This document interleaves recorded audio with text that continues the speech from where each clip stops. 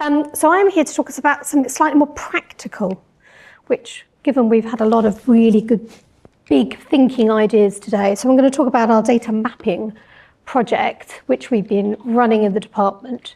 And this is a live project that we're doing at the moment. So we are really trying to get under the skin, because we as a department don't know what data we have right across the department. We don't know where it is. We don't really know what decisions it supports and what governance. And that's not because we've not been trying, that's just because it's a complicated landscape. So that's what we're trying to do. And so we're going to do that by delivering a department-wide DfE estate map for data. We're looking at where the data is held, what's collected, the storage locations of that data. We're looking at the data flow, whether it's manual, whether it's automated. We're looking at what services it supports, what activities, what decisions it supports. We're looking for critical data assets that maybe have missed our asset registers. And all of this is happening in 1 year. And we got funding through something called the Strategic Data Transformation Programme, which has now morphed into something else, which is called the DDT Transformation Programme. They are slightly different, but we won't worry about that. So, how did we get started? Well, we were asked for a quick win, which most government departments enjoy a quick win. The previous government was keen to do something for DataTi, and so we were asked for 20 quick win projects that we felt that we could deliver in a year. So this was one idea that I had, and when we originally put that project together, that list we made, it was ranked, we would come out number 8. Now number 8 was no good because number 8 meant that we wouldn't be funded. So we needed to get ourselves up the league table so that we would be funded. So we did that through lots of different ways, but one of them was really creating a compelling narrative as to why on earth we should fund this project. Why the slightly more sexy stuff that other people were suggesting could wait, and actually this would really make that kind of fundamental shift. And it was a bit tricky, to be honest with you, mainly because some of the colleagues I worked with were very expert data colleagues, and they found it hard to sort of adapt to the ways of the civil service. So it's lots of briefings, it's lots of filling in forms, going to a board, talking about the project, it's lots of going to the minister and presenting, and they didn't really have those skills. So it was a real big problem we had. They also thought it was really frustrating and a bit annoying because they didn't really want to do any of that because we might not get funded. And I think that was one of the challenges that we had in those early days. The other thing that we did was really look at how we might get it funded. So if we asked for admin, there was no chance. If we asked for a programme, there was a bit more of a chance. But if we asked for capital, we had much more chance of being funded. And because this is a map, it's an asset, so it can be capitalised, including the staff. So we became a much more popular choice. And we did that. We worked really carefully with leaders right across the teams about how we could put together a really strong costed plan, and that really helped us on this. We had strong ministerial engagement. She was very keen and very supportive, but she thought our project was dull. And she agreed in the end that it was dull but necessary. And so we moved from ranked 8 to first place, which meant that we got funded. So what was the challenges that we overcame? Well, there was a lot of scepticism. There was scepticism within the data directorate. This was because actually people thought that no one would speak to us, no one would want to do it. They think it was burdensome. There had been a previous attempt to do it, which had been seen as didn't really deliver anything, took a lot of time. No one got any benefit from it, and the spectre of that previous attempt has somewhat haunted us. People mention it on a regular basis. So we're always going up against something that we haven't done, and we don't recognise the way in which they did it. But that's a problem for us. The other problem was around the government processes. So the funding decision, because this was sort of outside of the kind of normal cycle, we didn't actually have our funding confirmed till April.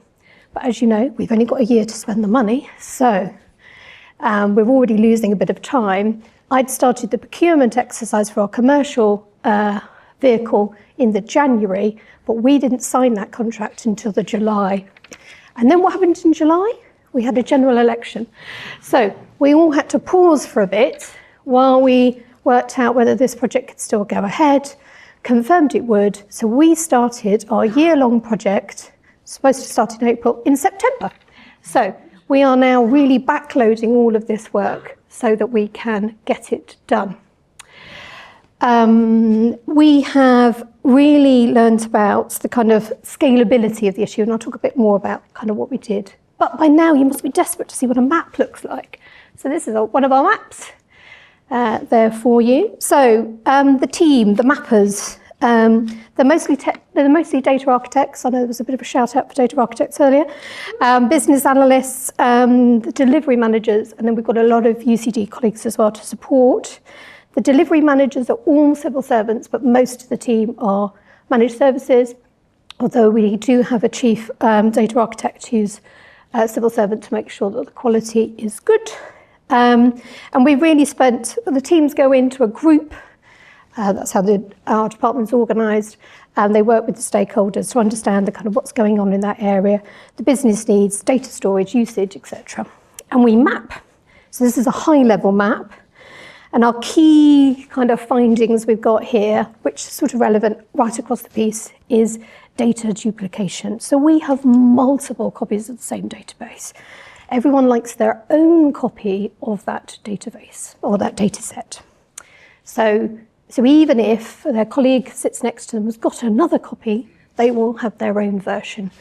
We experience lots of slow data. So data that comes in from kind of big collections takes a long time to get to the policy teams. So it's not so much data quality issues, more just the length of time in which that data takes to get to people. And so that's really the challenge for them. And so they feel they're using outdated data, which is quite frustrating. And as a policy professional previously, I found that very frustrating. Certainly one of the things that I most reflected on working with data. And then we do lots and lots of data collections in the department. We're very rich in that, but we tend to view them all from a particular policy lens. So we're collecting information about schools in the schools group, we're collecting information about families in the families group, but actually what we're doing is collecting very similar information from often the same people. So local authorities are providing us information about vulnerable children and young people to families, and then vulnerable children and young people to schools. And they're on different systems, and they're providing that information, usually the same team. We also have quite a siloed culture about our data. So we value our data. We're not convinced about other people's data.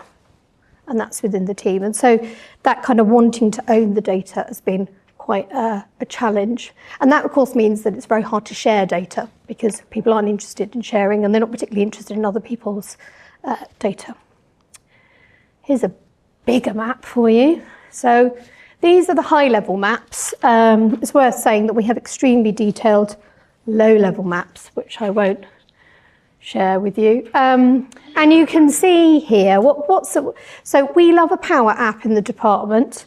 We have 18,000 Power BI dashboards. That's because we've got 7,000 staff, so that's a lot of dashboards per staff.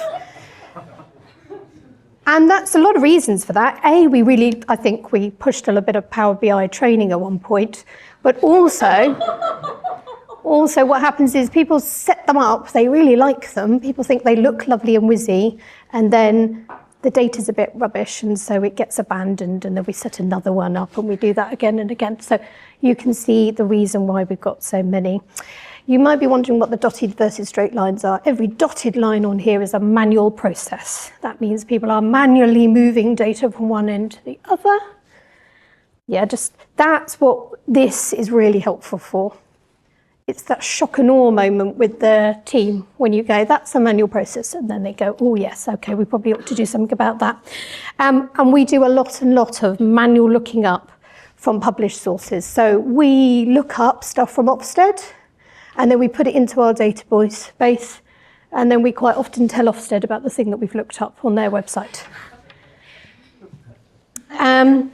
And so an anecdote which I particularly enjoyed was we had two people sitting next to each other in the office, and they were in the same group but in a different team. One had a direct feed from Ofsted into their Power BI dashboard updating the judgment states. The other person manually looked it up on the website and popped it in, and neither of them knew that the other one did this. And so even within the same group, we have inconsistency approach to how we might choose to tackle data. And we also we have a really unusual approach to sort of data sharing agreements. So some areas will have lots of data sharing agreements, other areas won't have any, and we don't have a kind of global approach to data sharing. So what have we learned from this? Well, we've learned loads, actually. What we've learned really is a kind of cultural thing about how the department actually uses data. Sometimes that's really hard for central teams to know because, well, we're just producing it and we're sending it out into the big wide world. What we really notice is that some teams really value their own copy of the data. So what can we do to support that so that's better? We also have something called GIAS. I don't know if any of it's called Get Information About Schools. James is nodding away there, which is in the top 75 of government data, things you can download on gov.uk. We downloaded individual versions of that thousands of times across the department because we download a new copy of it each month, except we produce it. We can just give them it. It doesn't need to be downloaded at all.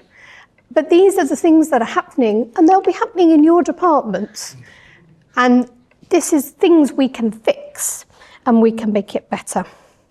So one of the other things that I think would be particularly helpful to just focus on is you need to tell a different story depending on who you're talking to. Policy teams like that shock and awe of the horrible picture, and they like to know what their problems are and how you can help them with them.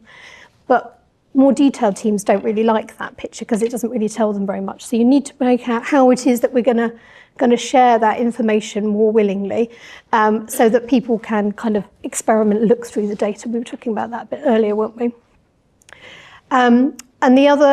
So one of the troubles we're having at the moment, and I'm really open to people's thoughts about, is how we can make these maps a bit more available. So if anyone has any thoughts about that, that would be really helpful. So we're in the last stage as of our marathon sprint, which has taken us from September until now. We've got 2 groups that we're finishing off. We are then looking about, so we've been regularly sharing back with groups about lessons about their individual areas, but of course the big bit comes in year 2, hopefully, when we start to bring all of those maps together and really start to understand what the challenges are across the department. Individual engagements with stakeholders has been really helpful, but I think in order to sort of get the real kind of sea change that comes from having these maps, that's when we need to start having a kind of bigger conversation involving our NEDs, which we've been doing, and leadership team to really kind of get a bit more kind of oomph behind what we want to try and do in year 2.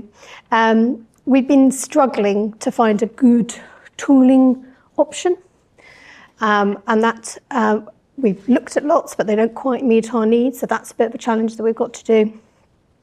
And then the other thing I would just say is that what we're trying to get to is a kind of street view of London, which is like how the government department is, how DfE is, and then you know how like it's the underground underneath. And actually it's the underground that is the data. And what teams are connected, like they'd be connected on the tube line, and they don't know it. They don't know which data sets connect them because they've never had they don't interact with the people in families, despite the fact that they're using the same data. And then can we identify what are those really main tube lines of data that actually run right through the department? And can we get to a really good plan about how we support that data set, how we make sure that it's well governed, well looked after, the quality is there, that we've got a really good plan about how we would look to improve it and develop it wider. And actually, it isn't necessarily the data sets that you're holding dear to you on an asset register. It could be the data sets that are just really commonly used across the department, which actually you might think have quite low value to them, but actually for the department and the policy teams working on them, actually those are the important ones. So that's what we've been looking at here. Anyway, so that's broadly what we've got. And then just lastly, oh no, that was lastly. There we are. So happy to take any questions if anyone has any.